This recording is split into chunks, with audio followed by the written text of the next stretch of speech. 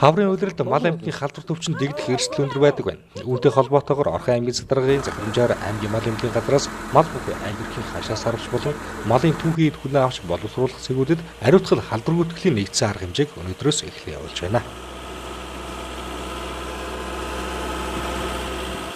За өнөөдөр бол Баян өндөр сумын хэмжээнд за төвийн 244 мал бүхий өрхийн одоо үлжээ хаваржааг ариутгах. За дээр нь одоо бас мал түүхийн эдийн хүлээж авдаг энэ цэгүүдийг бол одоо бас 8 цаг байж байгаа. Эдгээрийг ариутгах.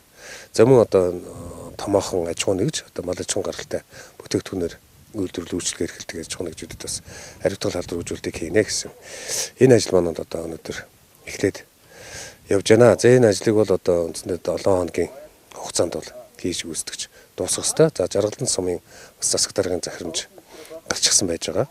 За тэгэхээр одоо Жаргалан сум маань бол бас одоо өнөөдөр бас ариутгал халдвар үзүүлэх ажлыг хийж байгаа. Ингээд нийт одоо аймгийнхаа хэмжээнд за малчид мал бүхий иргэдэд оруулаад бол өдөөнийхөө өвлжээ хаваржагч гэсэн бүгдийг ариутгах нь.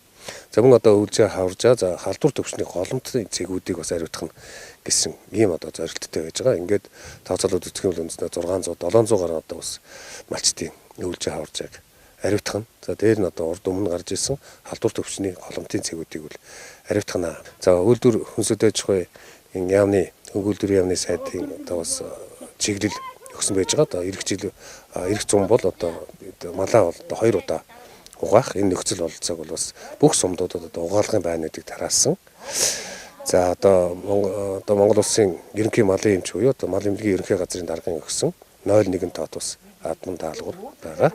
Тэгэхээр бид нар энэ бол одоо бас мал амьтны одоо халдвар төвчөнтэй гарсны дараа бас тэмцэх биш, ихээхэн зардал гаргах биш, урьдчилан сэргийлэх, ариутгал халдвар өгөөжүүлэлт, за халдвар төвчнөөс урьдчилан сэргийлэх одоо тарилга дуулгын энэ ажлыг бол чанартай зохион байгуулах зүйтэй маа гэсэн юм чиглэлийг бол аваад ажиллаж байна.